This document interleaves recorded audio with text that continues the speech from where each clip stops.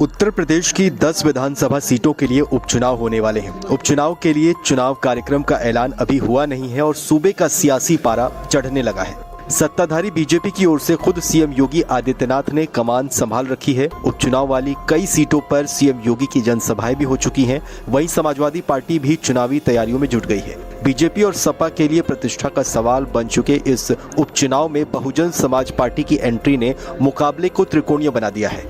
मायावती की अगुवाई वाली बसपा कानपुर की सीमा मऊ, अयोध्या की मिल्कीपुर समेत कई सीटों के लिए उम्मीदवारों के नाम का ऐलान भी कर चुकी है। बसपा हालिया लोकसभा चुनाव में 0 पर सिमट गई थी। ऐसे में सवाल है कि उपचुनाव से अक्सर दूरी बनाने वाली मायावती के हाथी की चाल उपचुनाव के नतीजे कितना प्रभावित कर पाएगी और पार्टी कैसे 10 सीटों पर डिसाइडिंग फैक्टर साबित हो सकती है। इसे 4 पॉइंट्स में समझा जा सकता है। बसपा इस बार के उपचुनाव में खाली हाथ मैदान में उतर रही है।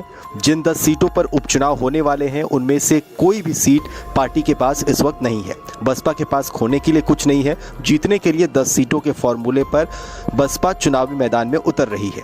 ये उपचुनाव जिस तरह से सपा और बीजेपी के लिए प्रतिष्ठा का विषय बन गए हैं, वैसी स्थिति बसपा के साथ नहीं है। बसपा के लिए ये उपचुनाव जीत से ज्यादा वजूद की लड़ाई माने जा रहे हैं। बसपा हालिया लोकसभा चुनाव में 0 पर सिमटी और वोट शेयर गिरकर सिंगल डिजिट में आ गया, तो इसके पीछे प्रमुख वजह बीजेपी की बी टीम वाले टैग को बताया जा रहा है। उपचुनाव से दूरी बनाने वाली पार्टी चुनाव कार्यक्रम के ऐलान से पहले ही मैदान में उतरने का ऐलान कर चुकी है, तो इसके पीछे ये टैग हटाने की कोशिश भी प्रमुख वजह बताई जा रही है। राजनीतिक विश्लेषकों का कहना है कि हालिया लोकसभा चुनाव नतीजों के बाद बसपा सत्ताधारी बीजेपी और विपक्षी इंडिया ब्लॉक दोनों के लिए ही खतरा साबित हो सकती है।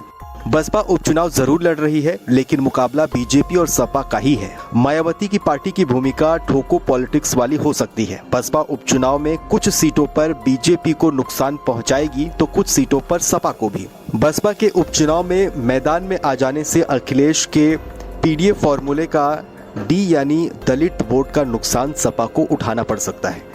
बसपा की सोशल इंजीनियरिंग बीजेपी और समाजवादी पार्टी दोनों ही दलों का जातीय समीकरण डिस्टर्ब कर सकती है। हालिया लोकसभा चुनाव में भी ऐसा देखने को मिला, जहां बसपा की सोशल इंजीनियरिंग की वजह से दोनों ही गठबंधनों को दर्जन भर से अधिक सीटों पर नुकसान उठाना पड़ा था। उत्तर प्रदेश की जिन 10 सीटों पर उपचुनाव होने हैं उनमें से 5 सीटों पर एनडीए और 5 सीटों पर सपा के विधायक थे। सूबे की फूलपुर, खैर, गाजियाबाद, मंझवा, मीरापुर, मिल्कीपुर, करहल, कटेहरी और कुंदरकी के विधायक इस बार लोकसभा चुनाव जीतकर सांसद बन गए हैं। लोकसभा सदस्य निर्वाचित होने के बाद विधायकों के इस्तीफे से रिक्त हुई इन सीटों के साथ ही कानपुर की सीमा मऊ सीट 10वीं सीट है। सीमा मऊ में 2022 के विधानसभा चुनाव में सपा के इरफान सोलंकी जीते थे। आपराधिक मामले की वजह से सोलंकी की सदस्यता रद्द हो गई थी। हेलो दोस्तों, आप देख रहे हैं हमारा YouTube channel world news 4393। World news इसलिए ताकि देश दुनिया की खबरें आप तक समय से पहुंचती रहे। आप हमारे चैनल को लाइक, सब्सक्राइब और शेयर करना ना भूलें। धन्यवाद दोस्तों।